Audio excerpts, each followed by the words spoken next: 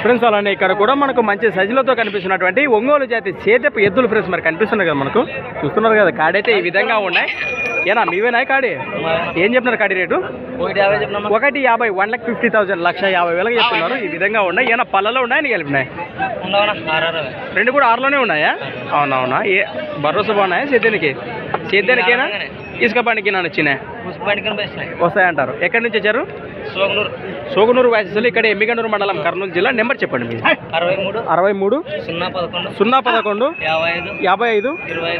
25 last 4 అలాగే మరి ఎద్దుల యొక్క వెనుక భాగం చూద్దాము